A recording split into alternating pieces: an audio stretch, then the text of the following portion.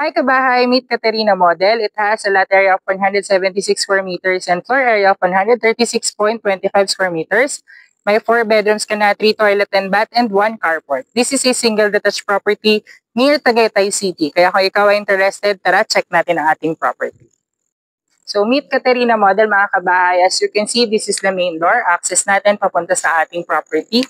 On this area naman is the parking area. So as you can see sa parking area, meron tayo ditong cemented parking.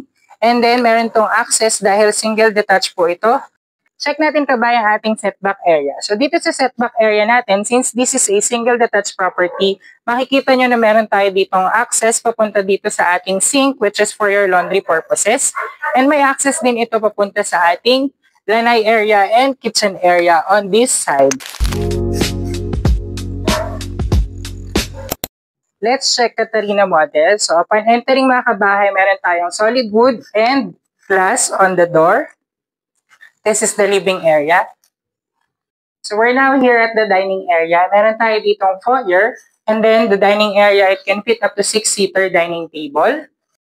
This is the kitchen area. Meron tayong bar, countertop. And then syempre, the kitchen sink and the cooking area. It has a built-in cabinets over and under. And then may access tayo papunta sa ating laundry area. On this area mga kabahay, meron tayong bedroom number 1. Pwede ito para sa inyong mga seniors or PWD. Pwede din kagaya nito sa model house na ginawa siyang entertainment room. So sa ground floor, meron tayong isang toilet and bath.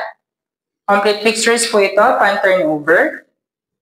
So dito sa ating staircase mga kabahay, this is made of wood and meron tayong metal railings. Meron tayo ditong window for additional lighting.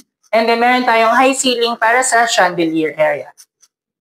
So dito sa second floor ay meron tayong total of 3 bedrooms. So this is the bedroom number 1. As you can see mga kabahay, kasya dito ang single size bed and naka-cove ceiling tayo dito. Meron tayong built-in cabinets and vanity area.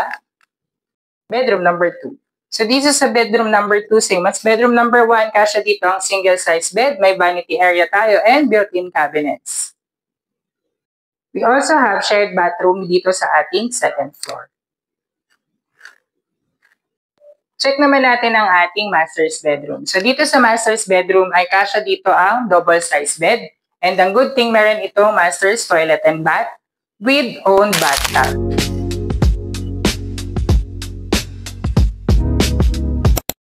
Here at the second floor, of course, meron pa rin tayo dito ang family room. And then this is the access papunta naman sa ating mini balcony.